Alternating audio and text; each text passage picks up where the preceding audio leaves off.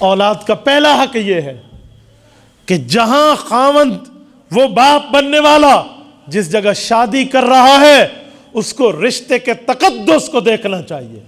کیا میں شریف گھرانے میں کر رہا ہوں یا بدماش گھرانے میں کر رہا ہوں؟ میں نیک لوگوں سے تعلق بنا رہا ہوں یا برے لوگوں سے؟ کیا بری صفت کی عورت میری بچوں کی ماں بنے گی یا نیک خاتون میری بچوں کی ماں بنے گی؟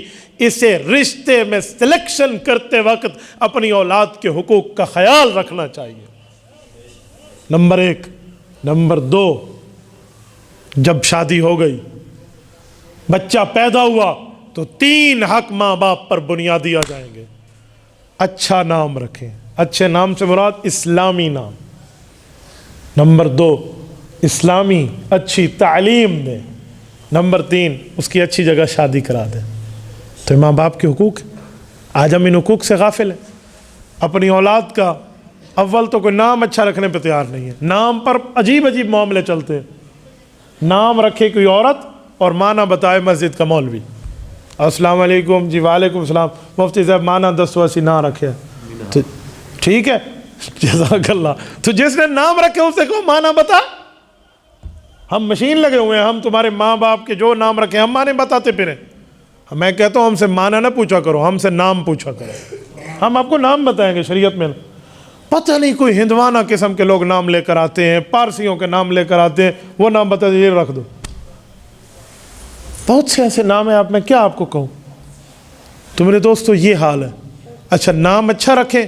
عالم کوئی نام بتا دے، مثلا بچی پیدا ہوئی تو فاطمہ رکھ دو، عائشہ رکھ دو، زینب رکھ دو، ام کلثوم رکھ دو، رقیہ رکھ دو. اسی طرح آپ جو ہے نا خدیجہ رکھ دو، حفصہ رکھ دو، ماریہ رکھ دو.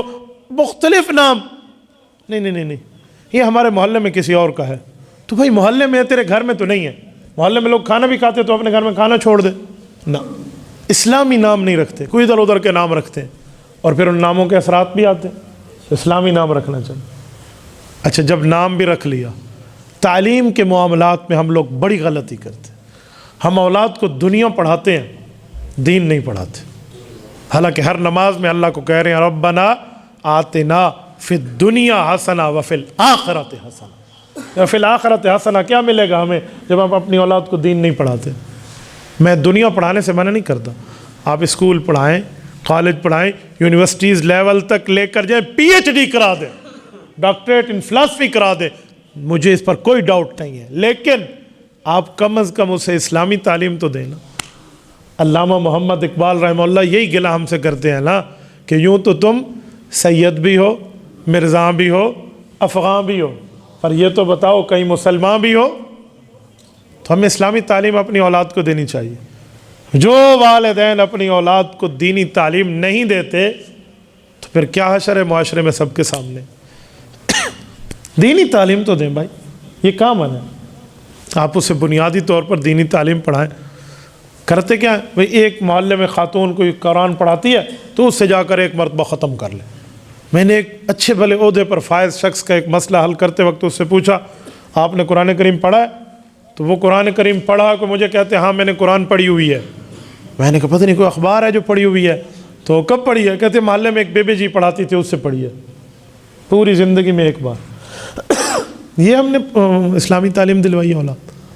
میں ایک جنازہ پڑھانے گیا، والد کا جنازہ تھا، بیٹے پیچھے تھے. میں نے جنازے کا طریقہ بتایا، جو نیت کرنے لگا تو اس کے بیٹے نے میرا ہاتھ پکڑا. ایکسکیوز می سر. میں نے کہا جی. میں نے حقیقت میں یہ سمجھا کہ شاید یہ چاہتا ہے کہ ابا کا جنازہ میں خود پڑھاؤں. اگر اولاد اپنے والد کا جنازہ پڑھے اس سے اچھی بات اور کیا ہے؟ بہتر ہے نا وہی پڑھائے. میں یہی سوچا کہ اس کو آگے کر دوں گا. اگر یہ کہے گا میں نے پڑھانا ہے، میں نے کہا ابا جانتے رہے چلو ہم پیچھے پڑھ لیں گے، تو پڑھا لے. لیکن مسئلہ کچھ اور تھا. مجھے کان میں کہتے سر مجھے جنازہ نہیں آتا. 12ویں کلاس کا اسٹوڈنٹ ہے.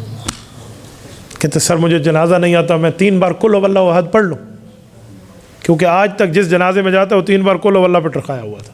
اب جنازہ ابے کا آ گیا تو اب بھی 3 بار قل واللہ ہی پڑھ لوں. مجھے بتائیں اس اسکول اور کالج کی تعلیم کا فائدہ جہاں میں اپنی اولاد کو یہ بھی نہیں پڑھا سکا، یہ بھی نہیں بتا سکا. آگے کیا ہے؟ حق تھا میں اسے عالم اور حافظ بناتا. کیوں؟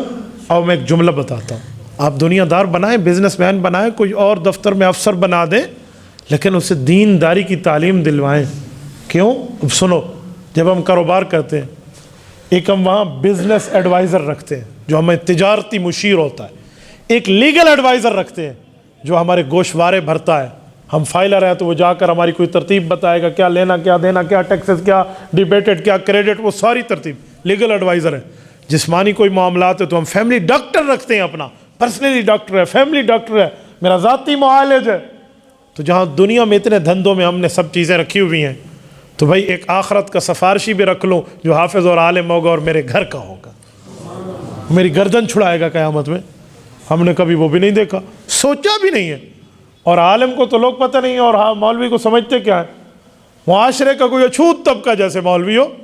بھائی مولوی کے 3 ہی کام ہیں: بچہ پیدا ہوگا کان میں اذان دے گا، بڑا ہوگا نکاح پڑھائے گا، فوت ہو جائے گا جنازہ پڑھائے گا، اور کوئی کام نہیں ہے عالم کا. علماء ہے بھائی، علماء انبیاء کے وارث ہیں. جتنے کام نبیوں کے ہیں وہی کام ختم نبوت کی وجہ سے علماء کے ہیں. بس مسئلہ یہ ہے کہ اب نبوت ختم ہے، نئی نبوت نہیں آ سکتی، لیکن امت کی رہنمائی جیسے انبیاء نے کی ہے ویسے علماء کریں گے. یہ تو حدیث پاک ہے.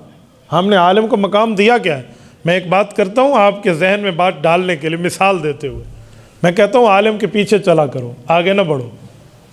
ایک بار پھر کہہ رہا ہوں، عالم کے پیچھے چلا کریں، آگے نہ بڑھیں. آپ کہیں گے کیسے؟ عالم کے آگے بڑھنا بعض اوقات غیر عالم کو نقصان دے جاتا ہے. کیسے بھائی؟ مولانا یہاں نماز پڑھاتے ہیں، وہ آگے ٹھہرتے ہیں، سب پیچھے ٹھہرتے ہیں، یہ سارے زندہ سلامت ہیں. لیکن جو عالم کے آگے بڑھ جاتا ہے وہ سویا ہوا ہوتا ہے تو 4 تکبیر. سمجھے؟ تو مولوی کے آگے نہیں بڑھنا چاہیے نا، مولوی دے آگے تو جنازہ ہوتا ہے نا. تو بھائیو، اسی لیے کچھ معاملے میں ہم اپنے علماء کے معاملات بھی تو دیکھیں.